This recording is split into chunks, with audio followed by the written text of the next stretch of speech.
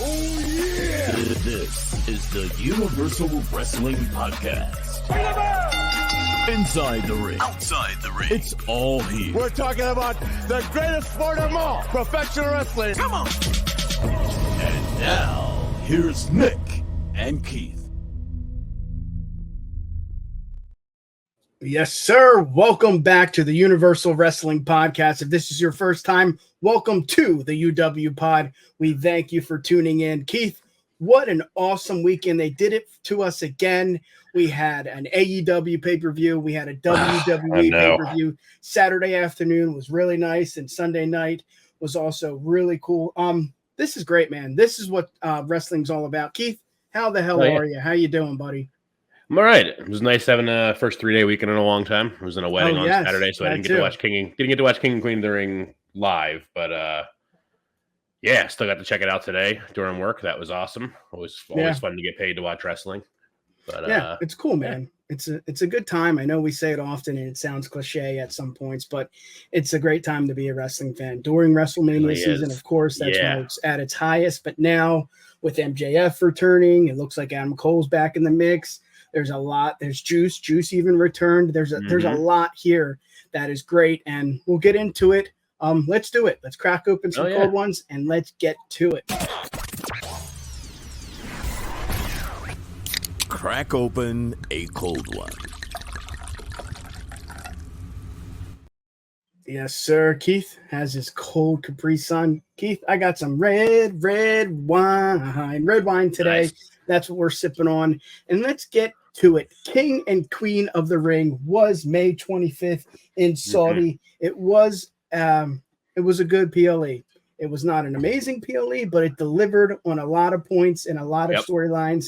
And a lot of storylines now have become even more interesting with Nia Jax, now with Gunther.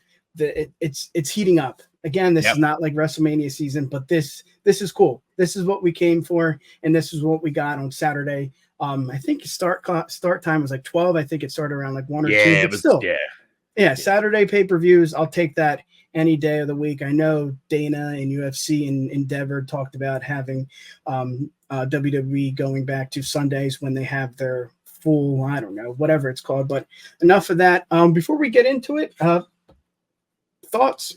What do you think, just overall? It was good. It was like you say. I'm right on the same page with what you said. Like it was good. It wasn't like, oh my god, this is the best pay-per-view that's ever happened. Like it wasn't like can't miss pay-per-view kind of style action or anything. But it was good. I didn't really have any I didn't think anything was bad. I just didn't really think anything was like super spectacular either. But we'll dive a little bit deeper into it. But yeah, overall it was great. For me, I'm a sucker for the King of the Ring.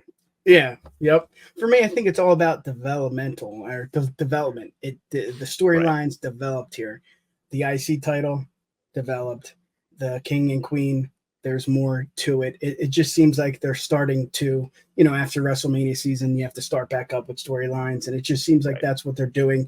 Gunther is it's really fun to see someone that loves wrestling, and it seems like he loves it just as much as us. I mean, even his promo on Monday night said, you can teach me about business to Damian Priest, but I'm going to teach you how to wrestle. And it just seems like that is the guy that we want at the helm. And it seems like that's going to happen. They did throw in Drew. That was breaking news during the actual PLE. Drew will that was kind of weird. Yeah. With stoked for it, but it was like a weird thing. Yeah. Yep. At Clash at the Castle. Again, his hometown. Or his home country. It's going to be interesting. Let's just go with Nia and her winning the Queen of the Ring. I love it. I love everything about it, and it just seems so similar to Rhea and Nia. They were out of the country, so it's different fans, different experience, and it just seemed like they knew that Nia was going to win, and it showed too. The match on SmackDown against Bianca. I mean, I don't want to say she just crushed it, but she did. Belair had no chance, and Nia looked strong. Again, if we're going to nitpick, and I'm going to nitpick, that's what we're here for. When you think of King and Queen of the Ring, you think of Austin, and maybe this is why I'm nitpicking and it's a little blah, but I wanted a promo from Nia. She delivered. The match delivered. Her finisher delivered. That was really cool. God bless. What's her name? Help me out. Lyra. Yeah. God bless Lyra. But I wanted not the Austin 316 and all that. I wanted something, and it didn't seem that we got that. But what do you think? How did it all go down for you? I'm right there with you. I feel like the match suffered a little bit being right after the IC triple threat.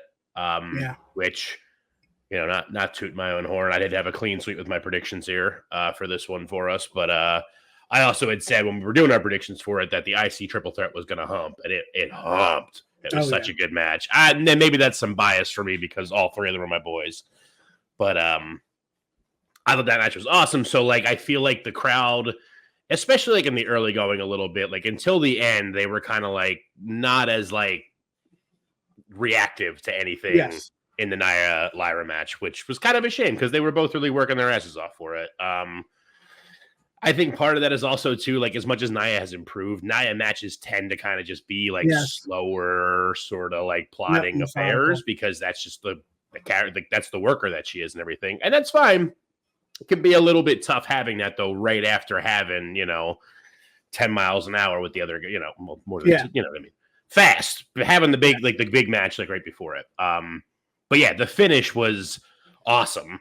She just stops the sunset flip bomb and just drops the Annihilator. That was brutal. Yes. It take it a little bit away from me in the end. I feel you on the promo, and I'm kind of dancing around all that, but getting to it. Like she did kind of cut a promo, but like it wasn't really that great of a promo in any way. And part of what took me out of it was like, so she wins, Papa Trips comes out, gives her the crown, and she's like all like smiling and like kind of like almost crying with him, and his hand raised, like smiling with him and everything. And then Kayla, Nia, and she's just like, then it was like heel promo with it, and it was just kind of like, like pick your lane. If you're gonna be a heel, that's fine, but then like be heelish toward Triple H too. Be like, no, put the crown on my head. Like, I deserve this. Now raise my hand. Okay, great. Like, heelish toward him. You can be happy and all. Weird thing of like right next to each other, like this big happy smiling moment with like the boss, and then like, oh, by the way, I'm coming for the championship. Okay.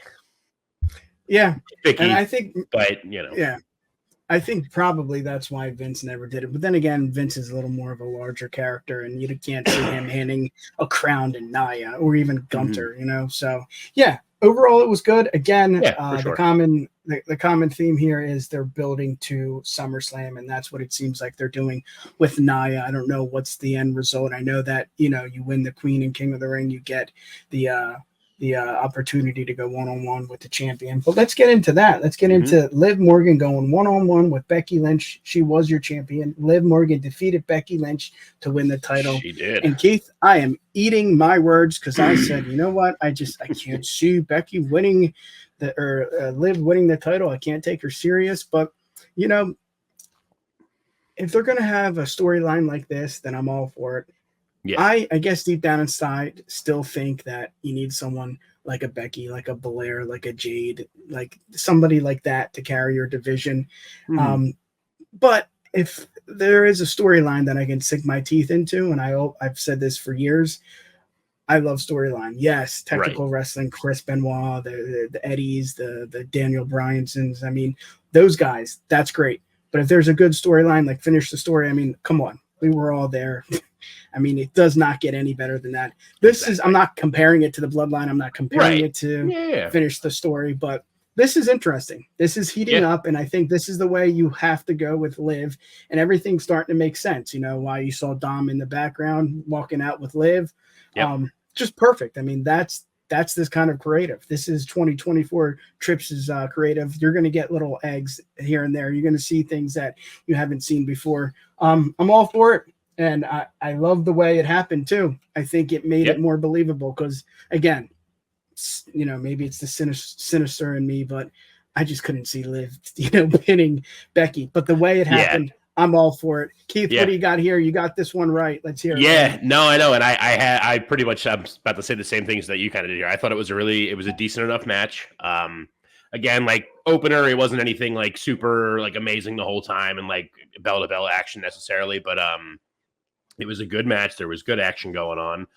Yeah. I feel like a clean win for Liv might have been better, but I support the storyline, and I feel like it could have been better, but Dom getting involved like helps keep like the inevitable Liv and Rhea feud like simmering and cooking, especially now with what took place at the end of Raw on Monday. Like it's better that it happened that way, but like in the moment I was like, it's cool that she won, but like I feel like it could have been like a stronger build for her and everything, like to really like get behind her, like have her like win it clean, but storyline wise, it makes a lot more sense. I love it. So, yeah. And it's interesting too, because when we saw the new tag team champions, Miz and Truth and help me out, Australian Austin Theory, A-Town Down Under. A-Town Down Under. When they first won the titles, it was like, okay, cool. What can they do next? With Truth and Miz, maybe they can do something. It seems like they kind of cooled off. We saw some kind of ice cream truck segment. Yeah. And it seems like they're probably starting that back up for something. With Liv, it's kind of similar, in my opinion, where it's like, what can they do? I mean, they have the possibilities are really endless. I mean, I can't wait to see what happens with Dom and Liv and Rhea. I mean, this is great stuff. I mean, this is the storyline that, we all want, and we haven't seen this in a while, right? Since Bobby and maybe, man, I'm so bad with names. I'm going to say Lana. Yes, Lana and Lashley. Bobby and Lana and Liv. Liv was and part Liv. of that storyline. Yes. Too. Look at her getting around. Liv was Lana's lover. Smoking that weed. Cool. Good. Again, what's happening? Development in storylines, and this is what we want. Keith, we could just go around. What do you got next? Yeah, well, I mean, obviously, I want to talk about the IC guy, the IC triple threat a little bit. Baby. Like I said, I'm probably a little bit biased because all my boys were in this match, but like I said, it brought it like I thought it would. Everybody got their stuff in. I like that they kind of kept the simmer going on the eventual, inevitable Gable and Otis kind of blow up that's going to happen. I'm glad that wasn't something that was like they did the 10 lashing, the lashings form or whatever on Raw last night, but like it wasn't a thing that like came out and like they just like hit it right away. Like there's still room to like let it build, let it cook a little bit more, which is huge. I do wish Bronson Reed was getting like better reactions and all in it. But like, I mean, unfortunately, he was always going to be the one to take the pin in this match anyway, regardless of what the reactions he was getting are. So still just got to be hopeful that he'll get those reactions eventually. But it was just awesome. It was just a lot of like, there's just like so much good stuff that went on. And like, like you said, storyline wise stuff, just even like stuff in the entrances where like Gable sent Gable came out with Maxine and with Otis and was like, Maxine, get out of here. I only want him. Like, you suck. Yeah. Just continuing that whole thing of him just being off his nut with it all. And I loved it. What did you think of this one? Yeah. You know what? One of the greatest lines in any show. That's how I feel. When I thought I was out, they pulled me back in. Yes. I was just so over this Otis and this, Gable, and it just seems like, well, can I take Gable serious? Can he be a believable champion? Can he be even a believable contender now? The amount of L's. And again, it's like Liv, and it's like the bloodline. It's like, again, I'm not comparing, but it's like the storylines are so good. I don't care if he's believable. I don't care if he's losing after L after L after L. It's entertaining, and that's what we got. We got Otis finally, kind of fighting back, but also helping Gable, and it's just like, I mean, that's the icing on the cake. I mean, you want to elevate people. When you think of Tozawa and Dupree and Otis, how can you elevate them? This is how you do it. Sprinkle them into the storyline, and it's just like, okay, this is cool. This is what I want. Obviously, obviously we can talk about the Duder, we can talk about Sammy, we talk about Bronson, how just electric that was. And again, what are they doing? Continuing the storyline, and I love it. I can't say much more than what you did, but this is what you want. Again, Yeah, exactly. maybe we want Bronson to have a little more of the limelight and the spotlight, but then again, we're nitpicking. He was in a triple threat match for a title. I mean, Right. who Exactly. would have thought that? Well, and 3 years ago. it's a good thing to like Yeah. be in a situation that you're like, I'm so invested in this many mid-card people that like it's tough to like get them all to shine because there's so many that I want to have that shine. LA Knight, Bronson Reed, Carmelo Hayes already, Ilya Dragunov, like there's so many dudes that I just want them to have their time, but it's like, well, there's 2 mid-card titles and that's it. That's all there are. And there's tag team stuff, and I don't want them all thrown into mishmash tag teams either. So like, I got to just be patient, let them do their thing, you know. Yeah. So, overall, it was good. Yeah, for sure. You know?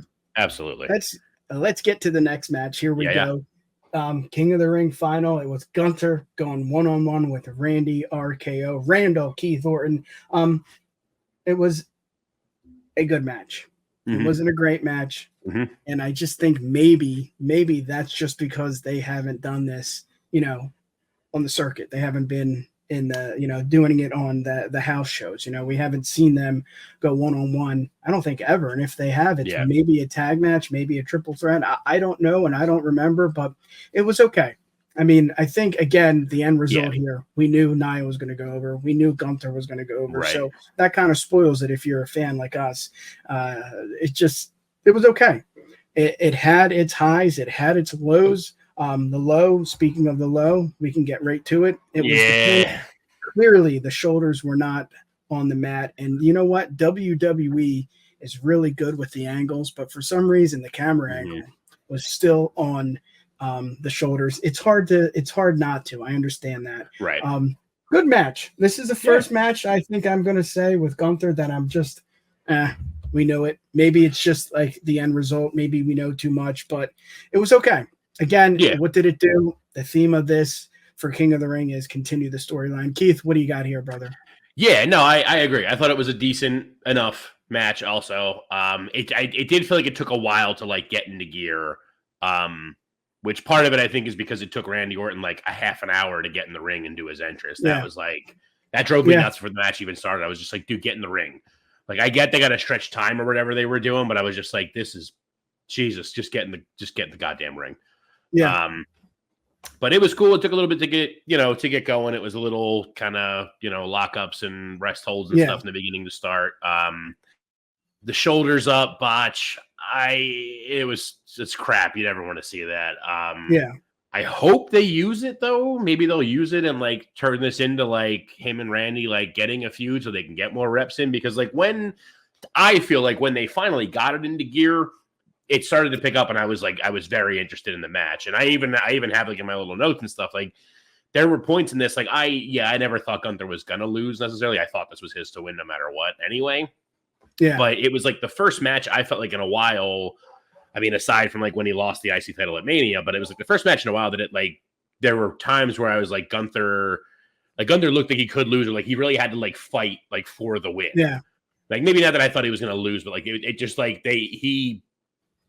him and Randy put on a good enough everything that it was like he had to like work for it. It wasn't just like him just being a dominant anything. Like, he had to work the knee, like the bad knee a lot, and all that whole story being told in it, which was awesome. Also, we talked about with Nia with like the post match kind of promo stuff and everything. I love the way Gunther's went down. Not exactly like I said it, but I love that he didn't put the crown on his head. Yep. And I loved as he's about to get his little interview from Saxton, the whole crowd was chanting, "You deserve it." And the first thing is he's just like, well, whether or not you think I deserve it, I don't really care. That doesn't matter to me. And I was like, yes. And like it turned the crowd right around too. They were all, "You deserve it." And then they just started booing him relentlessly. I was like, yes, he's got it. That was so perfect. I was so happy to hear that. That was amazing. Yeah. Yeah, I think for me, and again, Am I looking too much into it? Maybe, but it just seems like with veterans and people, veterans like Randy, they call most of the match in the ring, so maybe they didn't have that chemistry that you would have with like Taker and Trips or Taker Trips, Taker, Shawn Michaels, like those WrestleMania matches, just because they probably sat down in a room and went through each and every single hold. Here it's Randy, he's at the end of his career. He knows he's not going to win the King of the Ring. How serious is he taking it? I don't know, but it just seems like, that may be it. Let's get to it. Let's get to the main event. It was Cody Rhodes and Logan Paul. Again, we knew the outcome before the match even started. Cody Rhodes retained the title. And again, I'm going to eat my words here because I'm like, what are we doing? There's so many different people he can go one-on-one with. Is he picking this? He's probably picking it. He's the common theme. He's the problem. No. It was great. It was just a main event that we've seen time in and time out with the Roman Reigns, with the bloodline, where there's interference, but that's kind of what main events look like in the WWE. It's quite different when it comes to AEW, but we'll get there. Again, it was cool. It was really interesting to see them two go one-on-one because Cody's just it's in his blood, and Logan to an extent maybe doing it just because it's something that's giving him a good pay and he's getting his name out there, and it might be helping Prime. I don't know, but Logan put up, again, you've said it in time and time out, he's good at what he's at what he does, and it's entertaining. I think more entertaining aspect is what you said, but I won't speak for you. Keith, what do you got here, brother? Yeah, no, you just pretty much what I was gonna say anyway. It was a really good match. Logan is like way better at all of this than he should be. Like even down to like his facials and stuff during the match, like just the surprise and from the kickouts. Like he really took to it, and he's an asshole for that. But like you said, for as much as I just kind of said, like different to this with like Randy and Gunther, like. For me, this match was like, it was really good throughout, and I paid attention and watched it and all and everything like that, but it was like hard to get like really invested knowing like there was no way they were going to have Cody lose this early, and especially not to Logan Paul. Yeah. They still put on a hell of a match. It was a decent story being told throughout. The brass knuckles story thing was stupid. It was really overboard in my opinion. I'm just kind of like, so much like, the whole thing with like Cole has him and then he's talking smack on him and then Corey gets involved too. And like, it was just like a really whatever. Whole thing was just really overboard with all of it. And then like, I also felt like when he eventually got them and like nailed Cody with them, I feel like it could have been an even cooler ending to like, once they made an appearance, since they built this whole thing beforehand and Cody talks about it and give him to Michael Cole and blah, blah, blah, blah, blah, like all this leading up to it. When he used them, it should have been like, with the after he hit him in the stomach with the brass knuck shot and then did his whatever. The next time we saw Cody should have just had a chair and just teed off on him. Like it sets him off into a rage. Just like, I knew you couldn't take me without them, and just beat him up, take the DQ win. Like, sure, he doesn't win by pin. So maybe that makes him look weak to some people or whatever. But like, I think that would have been a way better ending and would have given him more credibility too. Of just being like, oh, you're going to go low. I can go lower. And I'm going to just murder you with this chair now in plain view and not try to hide anything. Yeah. It was cool seeing him do the vertebraker. That was really neat. But I also felt like the whole finish felt a little bit like overbooked. There was like ref bumps. There was a low blow. The friggin' guest announcer like grabbed Logan's leg. It was just like, I get it. To some extent, because we talk all the time that like Logan's going to bring the younger guys and the money and all this in for it and stuff, but it's like this is the guy that is taking over for Roman Reigns, like the longest modern reign in God knows how long. To be this like new dominant. He's the person that beat the dominant person, and now he's like, we're having these like crazy overbooked all these things finishes for him fighting the YouTube guy. Yeah. And I know Logan and Roman had a match too that also had some stuff going on it and whatever. So I guess maybe the argument's there for it. But like, I felt like it was a lot with this ending for all this. Yes. But yeah. No, I'm with you, man. I think the cool camera angles, the Cole, Yeah, the thing with Graves. I mean, there was a lot there to say. You know what? This match doesn't have to be a banger after banger after banger. It can just be an okay match. They're in Saudi. They got their money. They don't really care. What I see here is just keeping Logan in the spotlight just because of SummerSlam in Cleveland, aka his hometown. If it's not, I don't know, but I think he does say at some point that it is. Cody's just going to be Cody, and that's just what you get. I mean, that's just, I know we've said it time in and time out. That's just another Roman match, but I liked it. This was just another Cody match, and I'm okay with it. You know? Right. Yeah. Yeah. I still stand by with this one, what we said in our predictions of just like, cool, this happened, it was decent. Can we get like a real long-term something for Cody now? Exactly. Not just here's the next guy for you to fight at the pay-per-view, and then we'll get a new one. Yeah. You know, like. Yeah, I'm with you. Keith, we don't grade pay-per-views, PLEs here. Yeah. Just, everybody does it. It's not cool. Let's get to the next topic. Let's talk some wrestling news before we get into AEW Double or Nothing recap and reactions. Here we go. They're gonna get their monkey asses whooped tonight. Wrestling news of the week. There we go. Uncle Howdy, a.k.a. Bo Dallas. Seems like the latest clue has suggested that the debut date is June 17th of this year. It's going to be interesting. It's been interesting seeing. I'm not going to lie to you. I'm not, searching every QR code. I'm not looking into it every 5 seconds. What does this mean? What does this mean? Maybe this is more for the kids or people who really, really love Bo Dallas and the Wyatt family. I'm just, I'm here. I see it. I don't, grab my phone, click, click, click. Okay, he's in the house and it's cool. Rocking chair. Okay. When it comes onto my TV, that's when I'll enjoy it. But it's cool to have all the little extra things for whoever enjoys this, because this is wrestling, and that's why wrestling is so awesome, because every single person is able to enjoy it. Let's just get into it. Your thoughts? I mean, Nikki Cross, Dexter Lumis, Joe Gacy, Eric Rowan, a lot of teases again with the faction and Wyatt's legacy. I'm all for it. I just want to see it. I just want it on my television. I'm over the teases. What do you got here, brother? You nailed it right there. I was really into it in the beginning. I'm with you. I'll be the first one to admit I haven't scanned a single QR code, mostly because I very rarely get to watch wrestling live. And when I do end up watching it, I'm watching it on my phone, so I can't scan a QR code on the phone that it's showing me on. I don't have, doesn't work that way.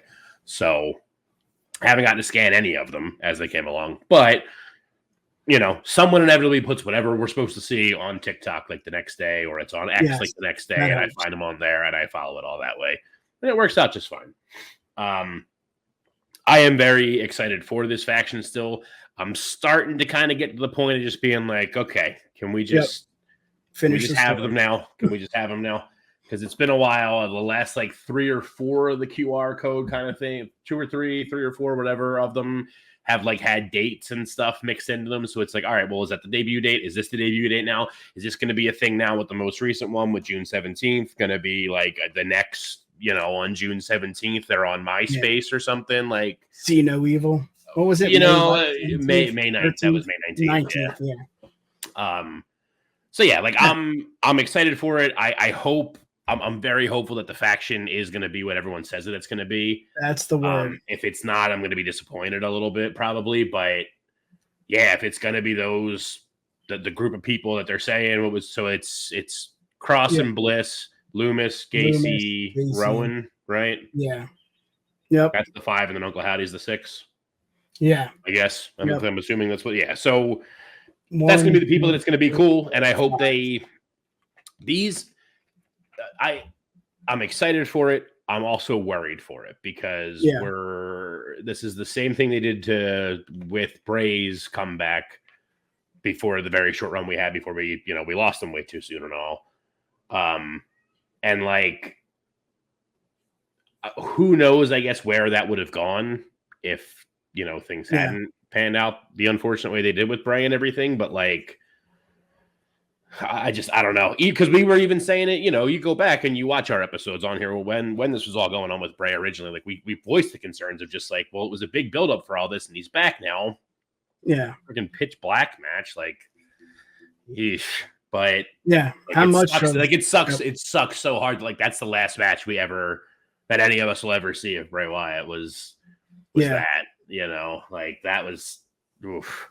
Yeah. And who knows where it could have gone, but like we said, that was my whole point. Like we were saying, like, even getting up to that stuff, we're just like, all right, well, you build all this stuff for him to come back. Like, what are we doing with him now? So it's the same with this. It's been a lot of build and a lot of guesswork and a lot of looking at, coordinates on maps and stuff and showing Rowan University and like all these like clues and stuff. And you build this, this big mystery thing and stuff. Like, did they show Rowan? You gotta give us something. Yeah, one of them. Like in Jersey? One of the ones in one of the QR code ones was like in somewhere in it, there were sets of coordinates for stuff, and one of the coordinates was for Rowan University. Oh God. Yeah. That brings me back to the good old days. Right. We won't go there, but I guess for me, the one thing here, and you said the word hopeful, and I think that's all we can, that's all we can, say right now. We're hopeful for a great storyline, and I think the main reason is when the storyline was going with Wyatt and Bray. I mean, there was just so much creative control, and you had a crazy guy like Vince, and you had Bray Wyatt who wanted creative control, and they must have butted heads. It just didn't seem like both creative and Bray were on the same page, and that's really disappointing because what we saw at Extreme Rules probably was most of Bray's idea, and that was the biggest moment for me in the storyline was that just the intro and everything was just amazing. So hopeful. What am I hopeful for? Trips is at the helm. Bo Dallas is there, and he's more so doing this for the legacy of Bray. So maybe we can get something other than Mountain Dew pitch black match. I mean, it was what it was, and we can discuss it, every day of the week, twice on Sunday. But I'm hopeful that the creative control is no longer there. Trips and Bo and Dexter and Gacy and Rowan, they're all doing this for one thing, and that's Bray. And I think maybe that will make this, entertaining. But again, this is pro wrestling. I mean, the meat, the beef, everything is in that ring. When you have somebody that's more entertaining, it's hard to capitalize on. I mean, yes, Mankind, he's a Hall of Famer. Kane, he's a Hall of Famer. Taker, he's a Hall of Famer. I'm naming a lot of Hall of Famers because most of the storylines were so good with them. I don't know, but I am hopeful. Yeah, that's all. And like you said, that's all we can be right now. Yeah. Yep. Let's get to the next one. Yeah. Yes, sir. Big update on Becky Lynch's WWE current contract. So it looks like it's going to expire in June of 2024. And as of right now, yes, June 1st. And as of right now, no deal has been made. Again, we can, see what we see on X and on Instagram and on TikTok and, the guys that actually cover this and make money, journalists. They may say, the negotiations are ongoing and we see something in the future. We honestly don't know.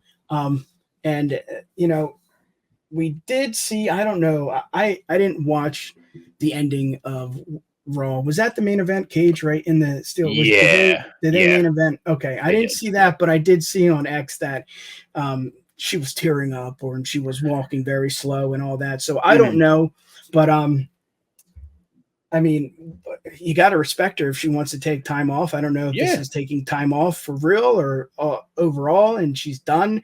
I mean, she's had a Hall of Fame career. She is one of the best to ever lace up the boots during the Attitude Era, during the Diva Division era, the Revolution, the Evolution. I mean, this without her, there's nothing. I mean, without Nia knocking her in the face on SmackDown, maybe there's nothing, but cheap pop there for Nia.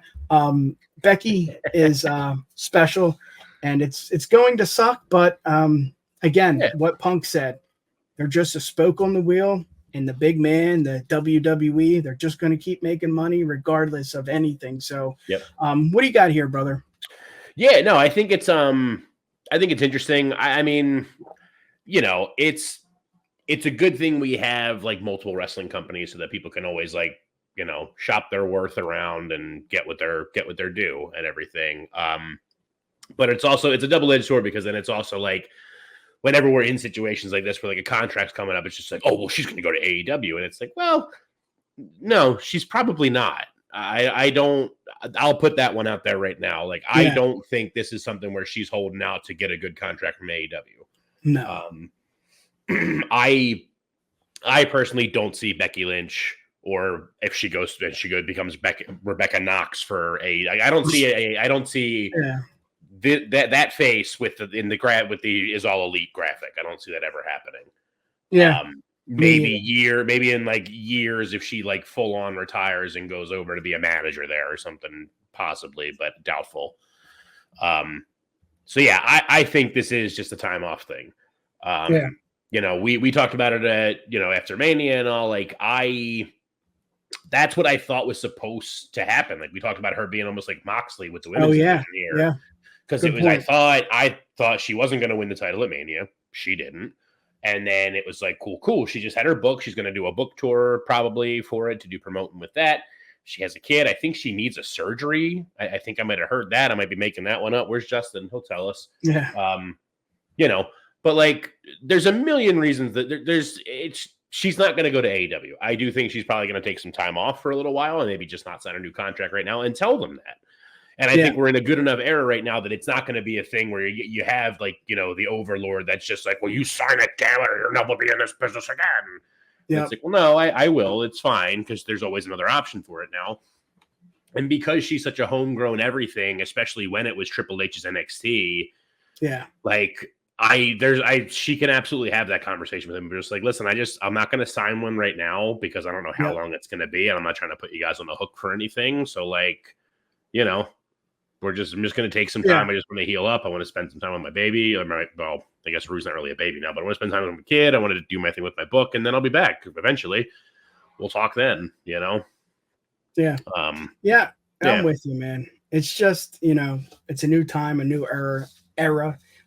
Trips is at the helm. I think you said pretty much everything that I was thinking and some. It's just, this is what you do. This is what you do in football and basketball. I know they're, you know, different. You know, it's a professional sport. This is professional wrestling, blah, blah, blah. But, you know, at the end of the day, this is a gig. This is a job, and you need to take time off. And that's just what she needs to do. I mean, she was, like you said, the Mox. Oh, we need help. Throw her in. She's going to win the title, and boom, you know. Mm-hmm. It is what it is. Keith, let's get to it, baby. Let's talk some AEW. AEW. Double or nothing reactions and recap. Keith, we're just going to pick some matches. There was too many matches to go through. Yeah, that's one. My biggest thing on this. It was a long show. It was a long show. Yes. Like even trying to watch, like, because again, I didn't get to watch this live, and I wasn't paying for the full pay-per-view after the fact. But even like trying to find like a short highlight video was like impossible. Like the shortest highlight thing that I found was like 45 minutes. Still, it was like, bro, holy crap. Yeah, I think for me, if we're just going to do the overlook and the overall, this is wrestling. This I know it's a cliche thing and it's their slogan, but this is wrestling. If you are a legitimate wrestling fan and you want to see some, you know, wrestling, pro wrestling, not sports entertainment, which is the same thing. That's another day, another time. But if you want to see something that you don't get to see often with the WWE, maybe I should say that. If you don't see this often, you go to AEW. I mean, from the very first match to the very last match, yes, there was a lot of hardcore stipulations and hardcore aspects of the pay-per-view, but you know, that's the territory. But it was just great. I mean, this is it. This is what you want to see. This is why it's an alternative. And oh shit, MJF is back. Adam Cole seems like he's back. Yep. Really, really cool. And I'm going to say this, and I was thinking about this watching MJF's amazing promo.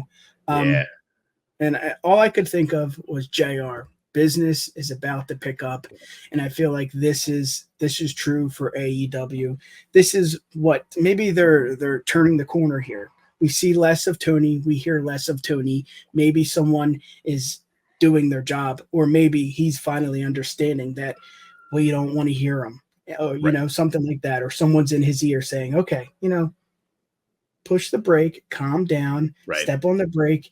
You got a lot here. You got a lot of amazing talent. Let them do the talking.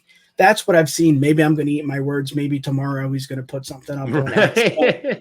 But it just seems like someone got into his ear. Someone is fine. Maybe the injuries. I mean, that's a big issue too. But it just seemed like, hey, business is about to pick up. I'm not going to say check out the ratings this Wednesday. It's going to be unbelievable. But I really do believe this business is about to pick up.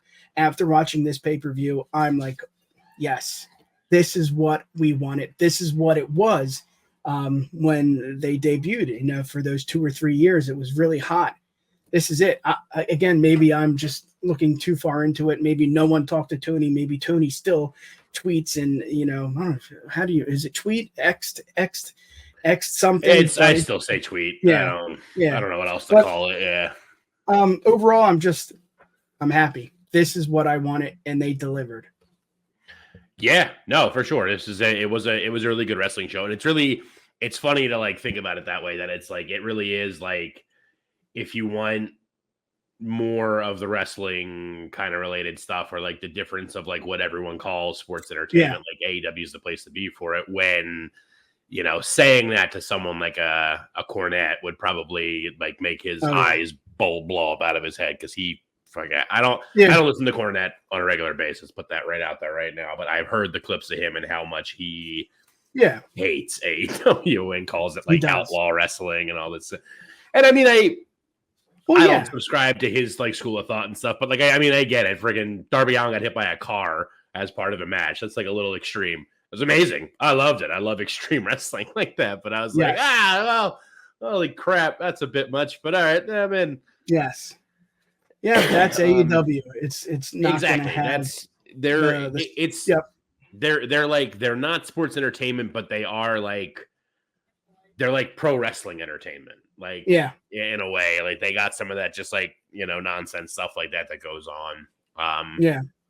But yeah, this was an awesome show. I can't even really think of anything like too terrible to talk about. I think Trent should have won. I think Trent should have beat Orange Cassidy. Although I'm interested in where that story is going to go, where like he's like, I'm done now, like presumably leaving, I guess. But that's a weird thing. I don't know. I still think he should have won, and that was the more interesting thing to me is have him win and have him go on a nice like start like a good heel run off that way. Edge. That jump, man. Yeah. Didn't he break a what was it? He's out. He broke it. I think he fractured his fibula. Yeah. I mean, he said it right though already. I saw him on X also. He said something. Oh, what did he say? He said he's like, I'm 50. I got to stop doing stupid shit like this. Yeah. Which is bro. I mean, but it's tough because then in the same breath of that, we just finally had Sting retire, who was doing bumps and stuff like that he absolutely should not have been doing at the age of 65 or however old Sting is. He's much older. So like, what can you really say, I guess? But I'm trying to think of, I think for me it was just a good show. The Moxley and Takeshita match was amazing. They just looked like they were going to kill each other. That was awesome. Big fan of that. Yeah. I think for me, there's a few, I guess 3 people that I look at and I'm like, oh my God. I mean, we talked about MJF. We talked about Adam Cole. Juice returned too. But for me, it really, the spotlight were on 2 people, Tony Storm and Will Ospreay. Yeah. And you know what? 3. Let me go back to what I said. And Roddy. Those 3 just, I don't know. I don't want to say MVP, but it's just anyone you throw at Tony Storm. It's not that she's going to make Serena Deeb look good because Serena Deeb is, a legend in her own right. But it just seemed like whatever you give Tony, she's just going to make it that much better, much better. And that's what she did. Was this more of a wrestling match than, the usual charades with Tony in black and white and the vintage and all that? Yes, but she stepped up. And that's important because we all know she's on a whole different level than like all women in wrestling right now. What's the whole thing with like Randy and Gunther? It's going to be an amazing match. Not so much, but with Tony, it's going to happen. And Serena, it doesn't hurt that she's just, a legend in her own right. And then, oh my God, match of the year, match of the night, whatever you want to say, Ospreay and Roddy. I mean, Roddy could be a champion. I know it was a champion, but he could be the guy. Yeah. I'm just everything. I think it's it's just something about the back that he tends to just only work on that I love so much. I don't know what that is or why that is, but I just love that he does it. And he's just every other move is something different, and it's just add Ospreay to it. And it's like, oh my God, this was great. This was my match of the weekend. I think it's so easy, like so many people, myself included, like forget. It's like so easy to forget how good Roddy is. He is. Because like so good at the wrestling part of it. I mean, because he's good at like the character kind of like gimmicky stuff too in his own right. But it's like he's so good at that gimmicky kind of stuff that like it's easy to forget that like like he's really goddamn good in the ring. The Messiah, the backbreaker, man. Like he's good. Yeah. He is really good. And you put him in there with someone like Ospreay who could get a good match out of a piece of paper. Like, you're going to get good stuff there. I feel like I just want Roddy to like not be in like a stable anymore. Like let him be like the Roddy Strong from like PWG and like 2010, 2011. Like the end of the run he was having in there when he was just like the cocky like jock more or less. That would just he was just just bring that one back.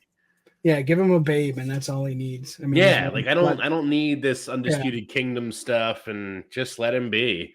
Yeah. So hopefully that. What do we got? Let's talk one more match here. We got Anarchy. We got the AEW World Championship. We got let's see. We talked a little bit about Adam Cole. Monet. Give me one. What do you want? Championship. We can talk about the Monet one. Let's hear it. She's overrated. She's overused. It's not that she's overrated. I'm just like I don't. We talked about predictions. We were spoiler alert for everybody out there. We did like record like a short, like a predictions short for Double or Nothing. I didn't get to it, which is fine. There's not. I'm not. Who cares? Like, but I said in that like I'm so confused by everything going on with Mercedes. Like they announced it so early on before she actually got in the ring that like by the time she got in the ring, I'm just kind of like, I don't care. Yeah. And then I hate that like you have this awesome, like naturally amazing babyface in Willow Nightingale, who's holding your TBS title, which is awesome. Like she's doing, and then like before you even really give her a chance to do any work with it, like from the second she won it, it was just like, well, she's going to face Mercedes for it. It was just like, well, that means she's going to lose the title to Mercedes then. Because you just you made it a point about how big of a signing this was. It was all over all the dirt sheets about how she signed the biggest women's contract ever. There was no, I have a better chance of waking up tomorrow morning being at the goal weight that I want to be and absolutely ripped and jacked than there was I have a better chance of that happening than Willow had of winning this match or than, I don't know what I'm trying to say. There was no way Mercedes was losing her first match in AEW. It didn't matter who it was against. She could have faced God himself.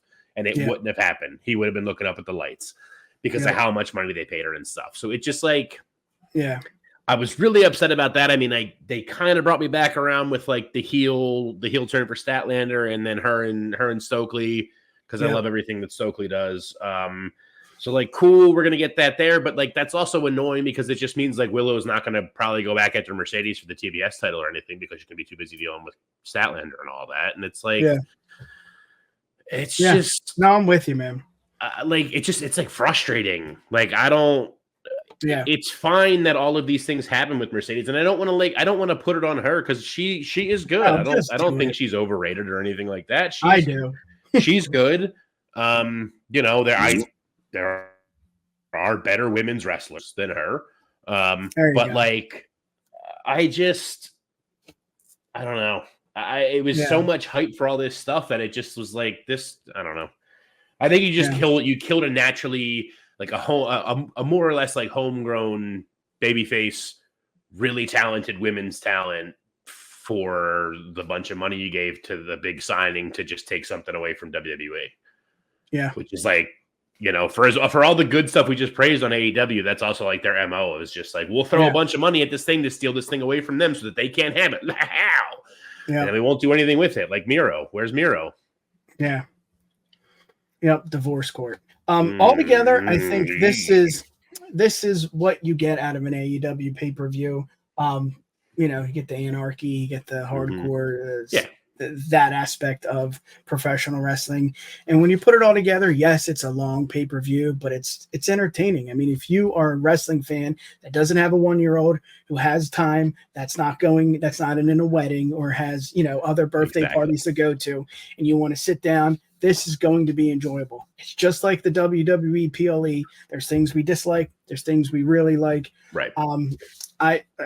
Again, there's too many matches. Swerve is still your champion. Let's see. Copeland defended his AEW championship. Let's see. Did he win? I forget. He did. Copeland did. Yep. He did. Swerve retained, Copeland retained. Ospreay won. Ospreay. Yes. Overall, this is what you get. And I'm not going to say at this point, at 51 minutes into the Universal Wrestling Podcast episode about predicting or recapping and their reactions to AEW Double or Nothing, this is the point where Nick said business is about to pick up. But we need to highlight that because MJF is such a big figure in professional wrestling that he can move the needle. As we say about Roman Reigns, he can move the needle with AEW, and I'm just excited. Again, Juice is back. Adam Cole is back. I mean, this is what you want. So let's get to some wrestling news before we end the episode here. Again, we're going to stick with AEW. Mark Henry was on a podcast, and he basically said his contract is set to expire. I think it already expired, if I remember correctly. So I think today it actually did. I think today was the end of it. And this is one of the things Tony and I guess whoever else focused on the first year, bringing guys that can help the talent. You saw Paul Wright, Mark Henry. There's a lot of guys. I think even what's his face? Dragon Steamboat. I think Steamboat's there as well. I think was it? Right. Yeah. I don't know that he was contracted. I know he came in for a couple of things with Danielson when Danielson, but I don't know that he was like there or ever signed. Well, I'm not going to say this is going to be as big as Cody returning or CM Punk returning, but I think we all know where Mark's going. I would like to see that. So I don't know, because he said like when he was talking about it, he wasn't like released or anything, that he just didn't renew his contract. Like it was an amicable sort of parting away sort of thing. But he said he was trying to take the time to like focus on like launching like a brand for himself. Okay. He has like themarkhenry.com is like a big thing he's working on. And there was another one. It was, I forget what it was called. He's got something else. It's like the something mark or whatever that I was like, wow, that's really brilliant marketing for Mark Henry. Yeah. But I can't think of what it was called now. The something with the mark. It was like the mark of, or the something mark, something really brilliant. I was like, damn, well done. Like he's supposedly just taking time away from wrestling in general to like work on that stuff. Okay. Didn't he mention? But who knows, dude? That also, he can do all of that and still sign a WWE Legends deal like Bubba Ray did, and just make money doing nothing for them. Keith, look at the picture. Exactly. I mean, he did it before. He can do it again. Exactly. Daddy's coming home. You know what? I think it's just something I want to see. I want to see him back with the WWE. I don't know if there was anything with Trips. It seemed like him and Vince were on, they didn't have any issues. It seemed like they were always right there with each other. And Trips, I don't know, but he does have Busted Open, like you said. Maybe he wants to do something with a product line or something like that. Didn't he mention that he is looking for one more match or something? I don't know. Maybe I saw something that's I feel like I heard that too, but like that's another one of those like wrestling things that it's like they're like all always saying. Yeah.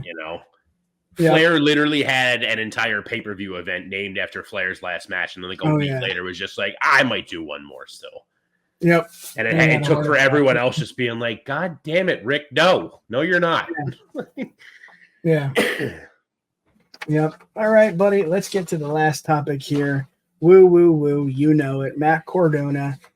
Sort of a new role. I think he's had this for at least a couple, maybe a month, or maybe a few weeks. Yeah.